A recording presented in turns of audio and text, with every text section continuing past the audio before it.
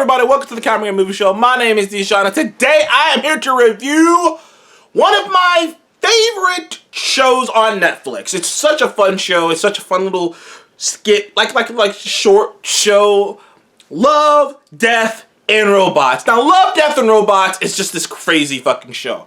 There are these small little episodes. Each episode is individual. The art style is different. The animation style is different. Each episode is its own individual thing, and they range anywhere between 6 minutes to 20 minutes. Maybe 17 minutes. Like 6 minutes to 17 minutes. But usually they're in that range. And they're all on different topics. Usually sci-fi, because it is Love, Death, and Robots. So usually it's in the sci-fi area for the most part. And like the show is insane. Like some of those episodes are amazing. Some episodes are amazing. Some episodes are slow.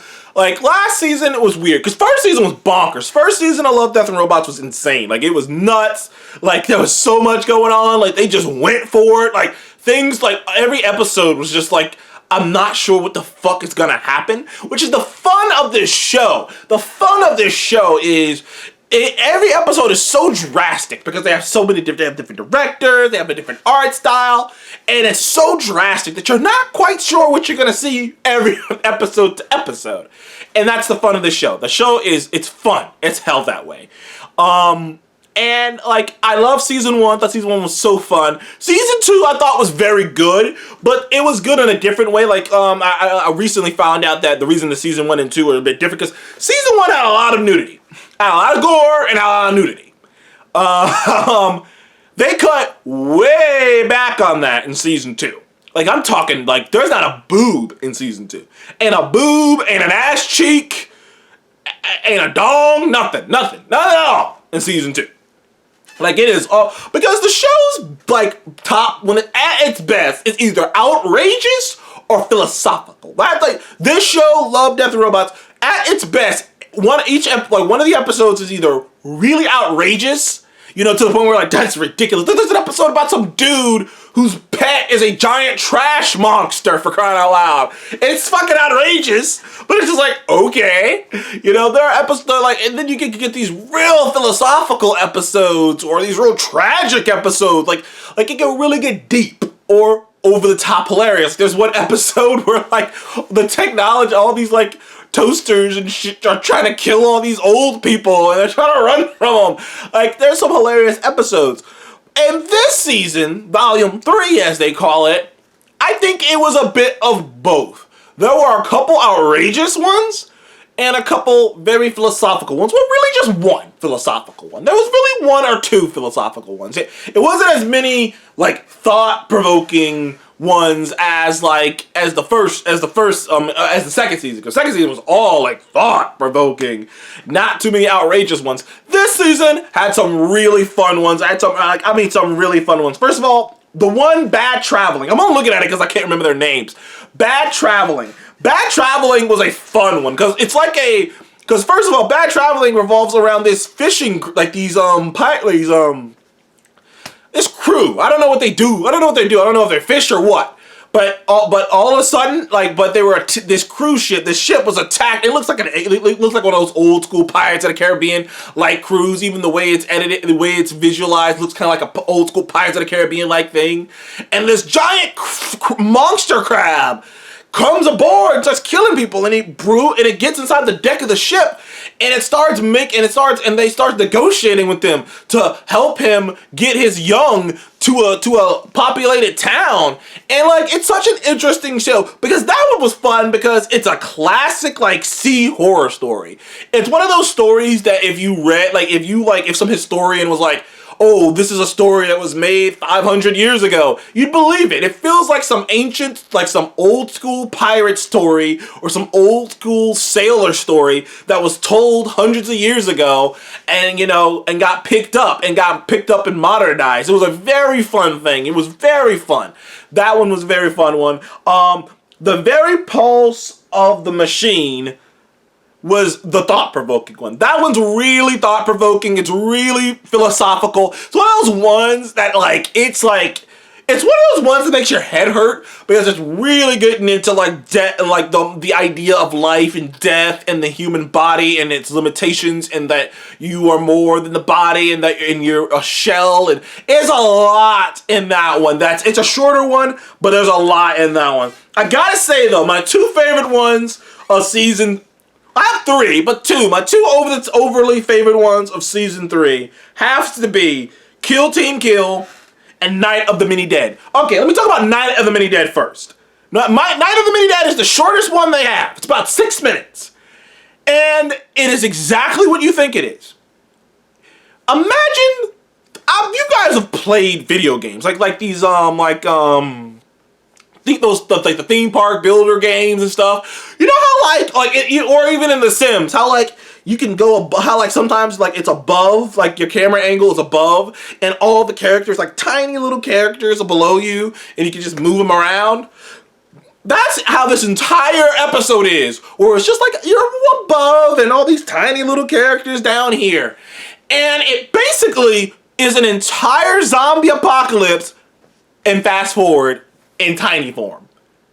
Entire zombie apocalypse, from the beginning of how it starts to the craziness to the swarming and city to city to town to the government fighting back to these governments fighting back to the people getting used to it, and it looked like a wasteland, but people got like wasteland vehicles, and dude, it's an entire zombie apocalypse situation done in miniature form. It's like the input and fast forward.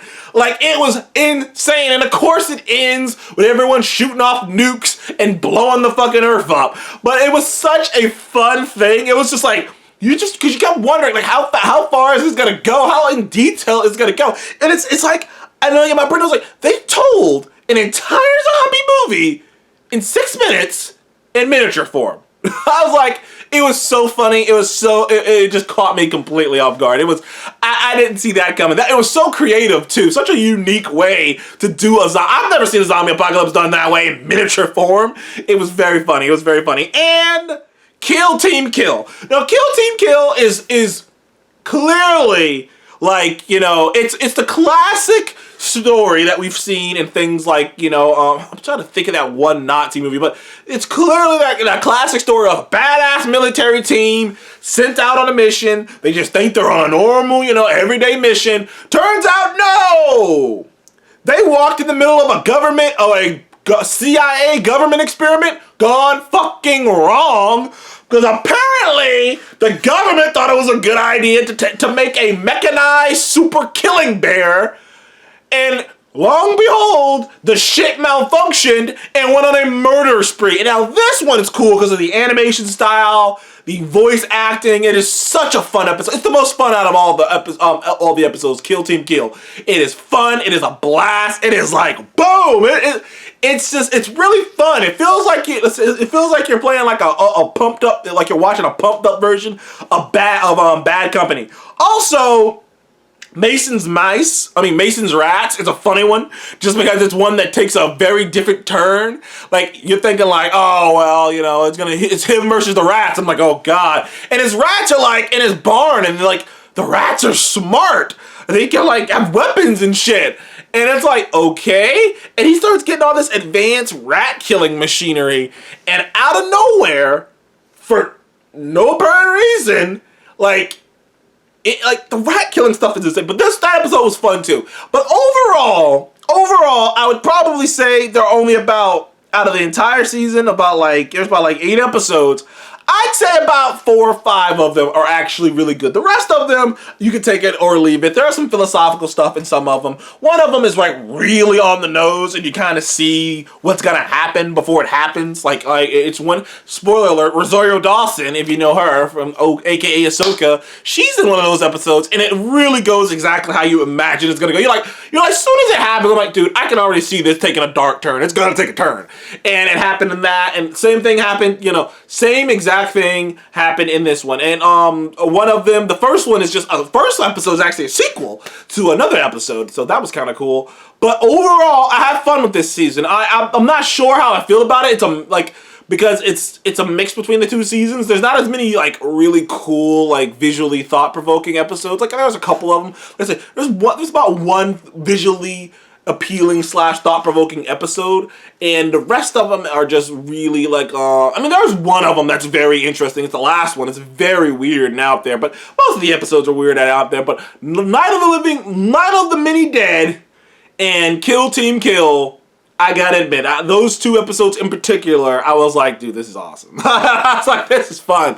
This is really, really, really, really fun. I don't think it's as good as season 1, though. I'd probably pair it with season 2, like an 8.5. But season 1, dude, season 1 had so many fucking out there episodes, man. Season 1 had so many episodes that were just so badass, so awesome. I'm just like, dude, I want to see more, dude. Like, fuck that. I want to know what else is gonna happen. You know what I mean? Because season 1, like season 2 and this one, 3, they're not quite as good. Maybe the bar for me is just set really high, but I still enjoyed my stuff. I still binged through the whole thing in a day. I mean, it's very easy to binge through the thing in a day. I mean, I bet all these episodes combined are like an hour and like some change. Just like all these episodes combined, it can't be any more than 2. It gotta be like 2 hours. So it's not that hard to binge all of them. But like I said, I ended up enjoying myself. I ended up having a lot of fun with those episodes, particularly Night of the Many Dead and Kill Team Kill. They were really fun. So I give Love, Death, and Robot Volume 3 an 8.5. It was thank you guys for joining the Content Movie Show. Please like, subscribe, and I'll see you guys on the next one. Goodbye.